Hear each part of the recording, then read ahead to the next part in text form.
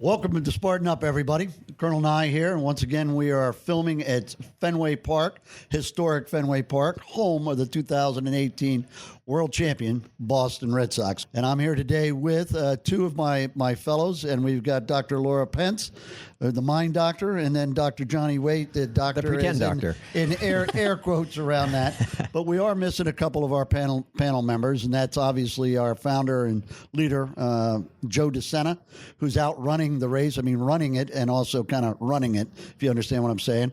And we've got Sephra, who's out somewhere around the world planting seeds and generally probably making everybody better wherever she's at. Well put. So today we're going to be talking about Chris Herren. Yeah. This guy was an NBA player.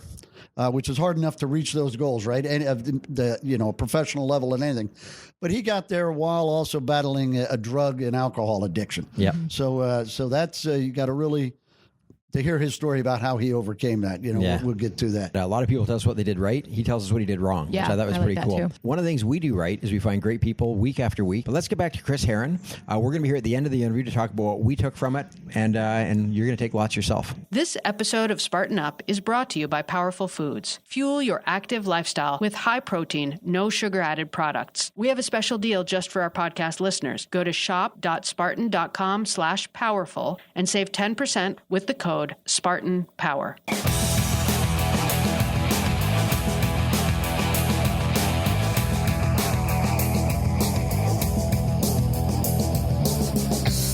All right, we are here at Fenway with Christopher Herren. Is it weird to be, you're a basketball player, hanging out in a baseball stadium? Weird? No. I mean, it's comfortable. It's comfortable. Comfortable? You played for the Celtics. I did. Were you any good? I was okay, When did you play? I was drafted in 99 to the Denver Nuggets. And then went on, I got traded in 2000 to the Boston Celtics. Where did you play growing up? I grew up in Fall River, Massachusetts. Okay. So local. And you just played every day, all day?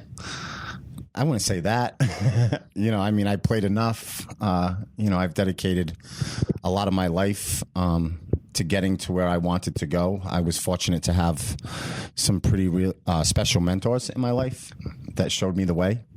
Yeah. But like 1,000 shots a day? It depends. Jordan kind of stuff? No, I wasn't that guy. But I was highly motivated. I mean, I was, it was something that I didn't think attainable. There's never been an NBA basketball player from Fall River, Massachusetts. So I didn't have the blueprint. But when I got to college and I played for a guy by the name of Jerry Tarkanian, I was fortunate to have coaches that They saw something? Yeah, instilled the confidence to stay in there and keep working. Huh. And because most of the time when I've been doing these podcasts for a long time, you're talking to somebody that makes it to whatever level of achievement they made it to. It's like nonstop dedication, nonstop focus. So I think you're an outlier. I might be. I mean, the outlier was the symptom was my addiction. And that addiction started before playing professionally, or when did that start? I think it started, when I drank my first drink. Yeah, I think when it comes to addiction, we put so much emphasis on how it ended rather than why it began. Right. That's the scariest thing about it for me and for millions of people out there. Nobody knows who has it. I sure didn't. It wasn't my intentions to shoot heroin for 10 years when I drank my first beer at 13, 14 years old. Wow. But that's the way it went for me. So my addiction was definitely a huge factor in, the reason why my success in my career wasn't sustainable. You needed Spartan tea. Spartan tea. So, I have 2 young boys. I have 4 children, 2 girls, 2 boys, and I listen to that and I think, how do I avoid that from how do I prevent that from happening? I think, one of the missing things is just wellness in general. I mean, if you look at our curriculum, the way we teach our children, it's so academic centric, instead of social and emotional growth and being wellness aware. I don't think we challenge our kids enough. I think we've given in to the way their high school years are going to be laid out to them. What would be your way? I mean, going through what you went through, how would you do it?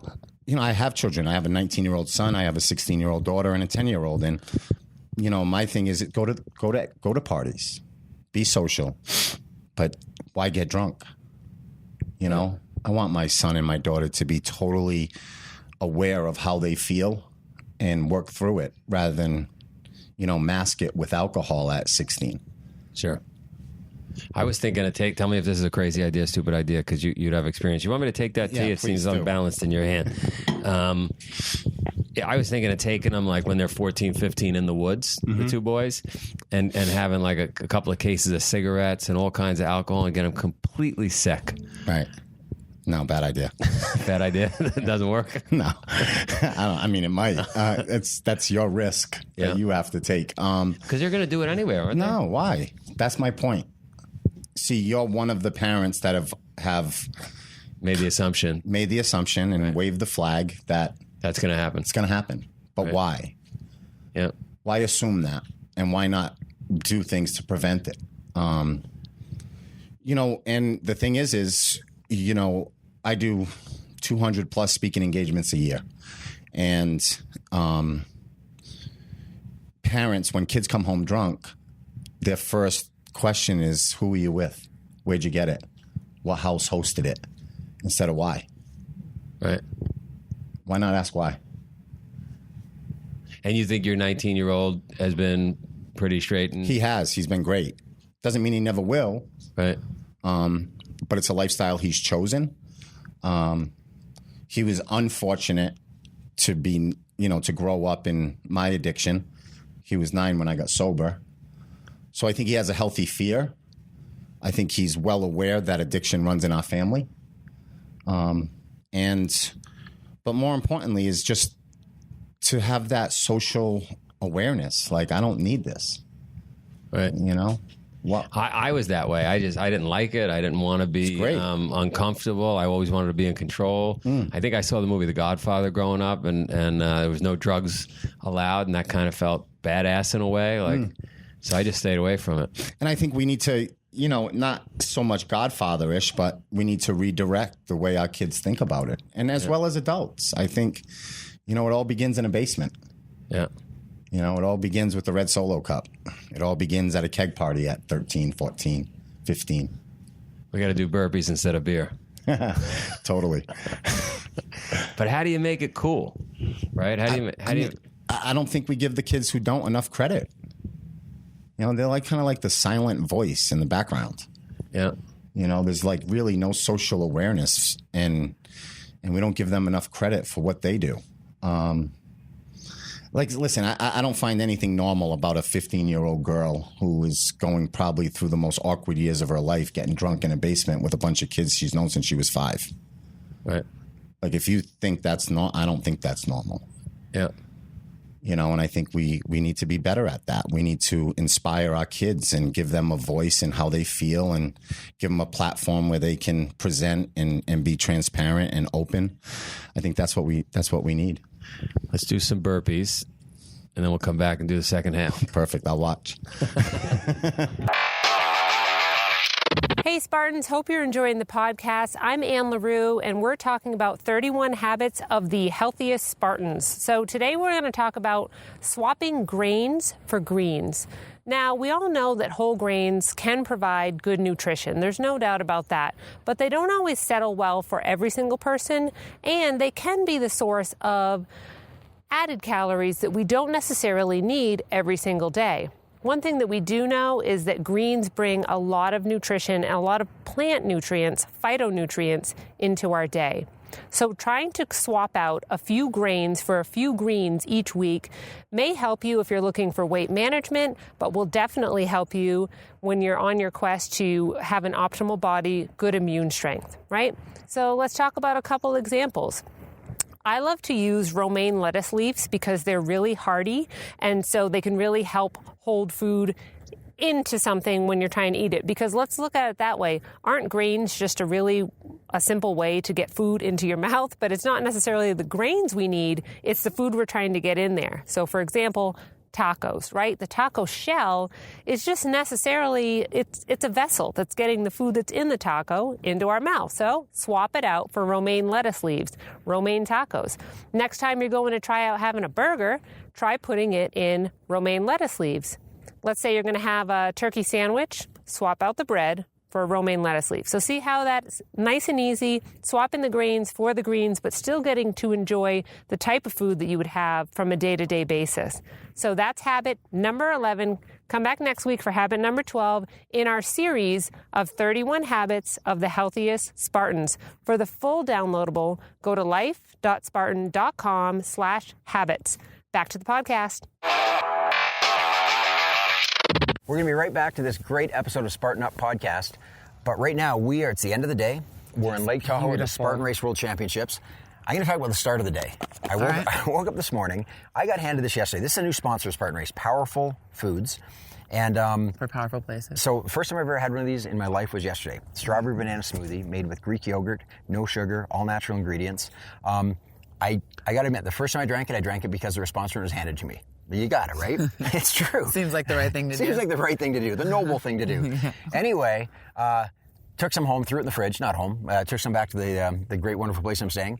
When I got up this morning at 5:30, the other end of the day, wasn't even light yet to come meet you guys, starved. I knew nothing would be open. I opened my fridge and I'm like, oh, thank God, one of those powerful smoothies is in there. That's breaking your fast after the night breakfast. This is my breakfast. Yeah. I broke my fast with a powerful smoothie. Yep. Got Greek yogurt in me. For a powerful day. The neat thing is it's got some substance to it. It's not just one of those sugary, watery things. The strawberry and the banana, you can actually taste it. You can even sort of feel the little bits in it because it actually is a smoothie. And the Greek yogurt. And you were telling me off camera about how important that is for my belly. Live cultures. Yeah, good cultures for your belly and your gut flora. And I also like what you said about for people when they're out on the trails, this is easy after you drink it to roll it up and it doesn't take up that much space. You're not leaving it on the trail. You're putting it in your pocket, exactly. And now talk about my favorite thing in the world. I had to take these away from him because he won't stop eating them. But this is peanut butter and chocolate. And there's no sugar added. And they're just these little bites that basically look like, before you make a cookie, like cookie dough. Yep. So it's a real treat. And I'm a connoisseur of coconut oil, whey protein. It's all good stuff. Peanut butter. I'm a connoisseur of chocolate peanut butter, and I swear to God I was impressed. Johnny approved. Speaking of impressed, we're going back to a very impressive episode. But first, I'm going to suggest that you take advantage of this. We have an offer where you get 10% off. You get 10% off if you use the code Spartan Power, and you go to shop.spartan.com/powerful. Boom. So we'll see you there. Let's keep So it you friends. you tell me about you're playing basketball, but you've got this addiction. Mm-hmm. How'd that go? It was brutal. I mean, I started. Obviously, so I went to Boston College. I walked into a dorm room one night and I saw cocaine on a desk, and I said, I'll try it once and I'll never do it again. And that took 14 years, I took a painkiller, OxyContin, when nobody knew what it was. And I was taking 1,600 milligrams a day. I was spending $20,000+ a month on OxyContin playing in the NBA.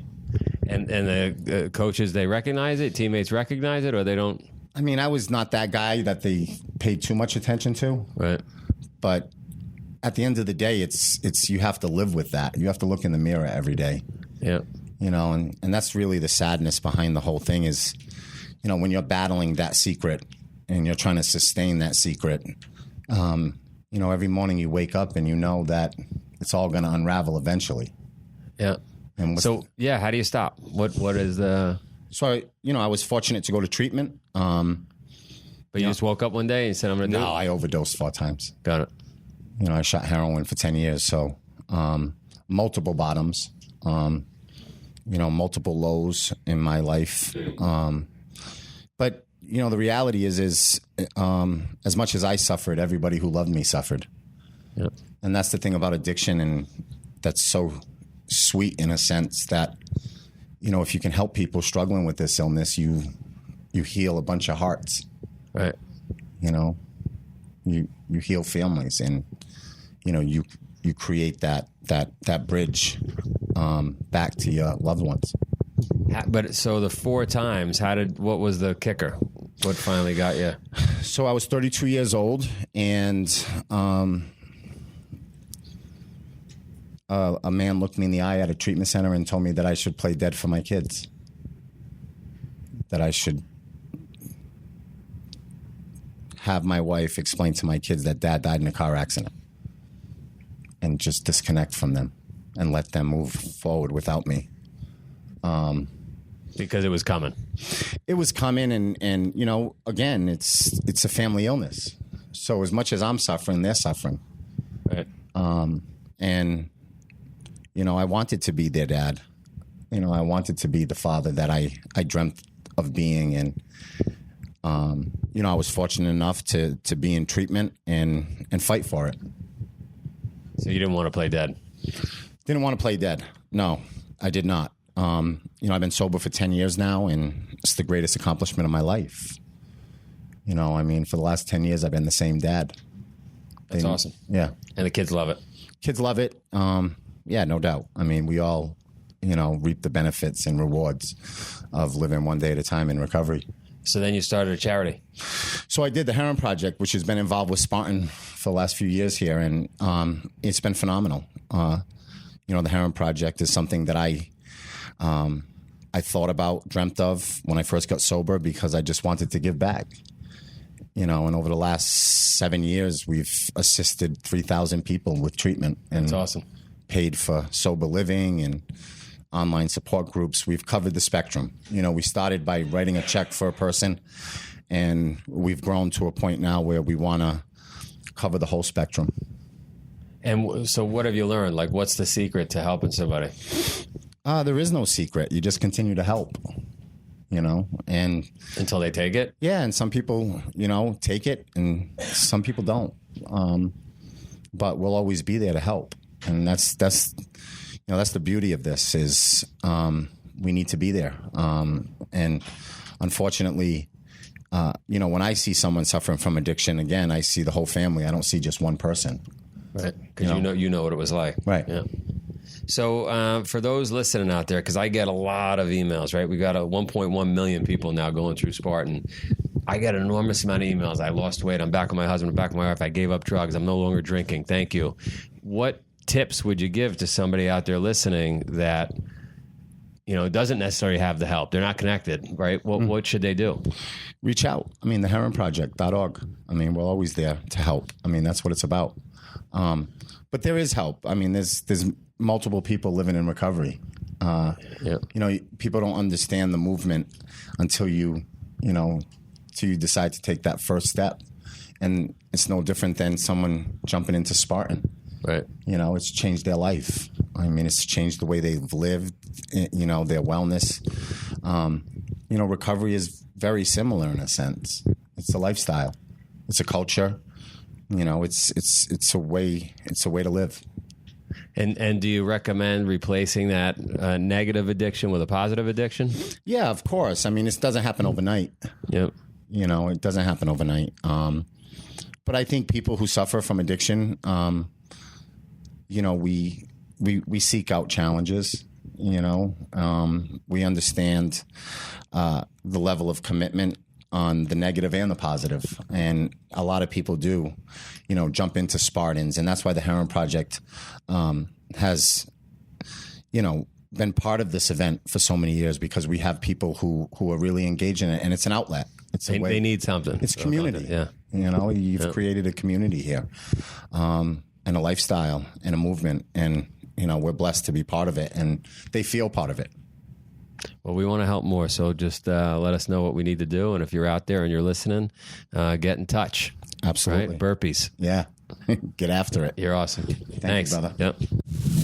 I really, really enjoyed that one. It was, I just want to mention something that the watchers and listeners wouldn't get to see. At the end, he walked around and hugged us all. Yeah, that was really cool. He's a big, strong, sort of imposing-looking guy, and he's a pretty genuine, soft-hearted guy under there. I just want to mention that because I really took a lot from that. I mean, he really cares about people. Well, I think that came through in the interview, right? I mean, he's doing all of this because he went through this, and he's trying to teach other people or inspire other people, but really kind of teach them about what not to do. But his focus is the children, right, and the younger generation, if you will. And he's talking about all the things maybe that our culture does that's wrong, and that we're not approaching things and it's saying in school we're so focused on academics and we miss the social aspects, the emotional aspects, the wellness aspects, and all of that's got to be expanded to have a more broad understanding, holistic person. Yeah, and I love how we also talked about that we're asking our kids the wrong questions, right? They come home and they've been drinking, and our first question is, who were you with? Where were you? You know, as opposed to, what's going on? Like, what was that about? Why did this seem like appropriate? Yeah, exactly. What's going on in here? Which I think is so, I mean, not only for the younger generation, but for us who have family members and friends that struggle with this too. What questions do we need to be asking of them that like go inward as opposed to, again, sort of look at their external? But you're a professional. This is true. So you do this for a living. I think for many adults, many parents, whatever, that's a tough question to ask. Yeah. Because I'm not sure that you're a parent, so you're qualified the day you give birth, I guess. But I mean, you're not really qualified maybe when you hear the answer to give the right advice or to. I'm just thinking that's why most people probably don't go down that road. Right. But I guess I would say what I think is you don't have. There isn't a right answer. It's like how you're feeling is how you're feeling. So to ask like what's going on, when your child or friend shares with you, you don't have to have an answer. You just have to be there and sit with them and engage in empathy. Tim, to what you said about the idea that most parents are probably not going to be that comfortable with that conversation, I think that ties into what he said about what we've started to accept as normal. And, the idea is we've just started to accept as normal as kids are going to be kids. They're going to do this stuff. Right. And so as a parent, how do I even bring this up? And he said, let's challenge that. Let's challenge what is a normal conversation to have with your kids. And just a quick little aside. So when my daughter was 13, we started having butting heads a lot, right? Sure. But it's so funny because we're like, we talk, let's wait till they're 16 and wait till they're 13. And then they hear this, you're going to be a disaster when you're 13. And they get to be 13. It's like, oh my God, why are you being like this?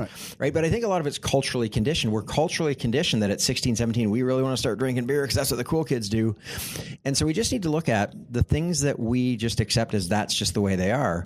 We actually create those things. Mm-hmm. And when they do show up, we also have to decide how we're going to address that then. And, one thing he said about, I think you and I talked about this before, about we don't give the kids who aren't making bad decisions enough credit. Yeah. And in fact, they're almost considered weird and ostracized. And there's a movement that he didn't say it in these words, but it's called straight edge. And it's funny, it actually came out with punk rock. And it's the idea about being the young person who says, what's cool? I'm not going to drink. I'm not going to do drugs. I'm not going to have promiscuous sex. I'm actually going to live a very straight edge life because it's going to allow me to experience things more clearly. Right. And it's funny. I'm not advocating or condoning for either lifestyle, but just the idea that these are legitimate options. And it's kind of funny. We don't really think of that as a legitimate normal option to choose to say no to all that stuff. Right. Well, and a few years ago, I read a study, and so I'm not sure sort of how it applies to the data right now today, but the study indicated that actually more college students don't drink than drink. And so I think we have this assumption that people go to college and they just go and get drunk. And,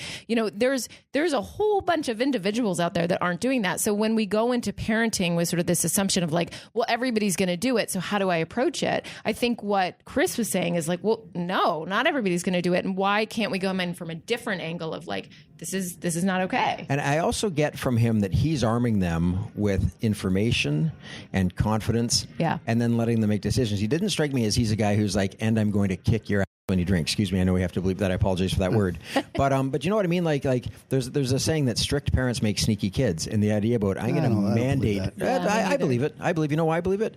Because me telling my kids not to do something and expecting them not to do it because I told them not to and out of fear of me, I'm around them a lot less than their peers, a lot less than the advertising. And I'm not saying that you don't have to have boundaries, but what I'm saying is I would much rather have my kids feeling empowered to make good decisions and know that I'm there to support them than I have to hide this from Dad because he's going to be mad at me. But I would agree with that. But I mean, as a parent, I think you set clear boundaries. Yes. And then you are a role model to those boundaries, right? And then you take away some of the, if you want your athlete to be successful, you take away all the distractions from them so that they can focus. The same thing in childhood. Take the distractions away. Yeah. So for my wife and I, we would listen to so many people talk about, especially their daughters, and started dating in 8th grade or this or that and this problem or that problem. And I would always look and just say, why do you let her date? I mean, well, because she's 15, she got asked out. Say no. Sure. I told our kids 16. Yeah. So don't come to me. Don't ask me. It's not going to happen before that. Sure. Right. But so you would think I would be that parent that would then force them to go out, but it really takes that distraction away from them so they don't have to worry about it. Well, I like to reframe strict as structured, right? Yeah, I would go with that. That those kids need boundaries. I mean, we all need boundaries, but to have structures in place, that help us make better choices. And again, not to make choices for the kids. Often to say like, no, you can't do that is you making the choice for them. But to give them the opportunity to make choices, but to know that there's a structure in place, there might be consequences, whatever it is. So we're pretty focused on kids right now, and I just want to go back to Chris and the idea that he also has taught us that you're going to make some bad choices along the way, or you may make some bad choices, and they may lead to some terrible consequences. And what are you then going to do? And I like the expression that at any moment, the best question is, what is the best next thing for me to do? Not what's the next best thing is in second best, but what's the best next thing for me to do? Because I am here no matter what. Wherever I am, I'm here.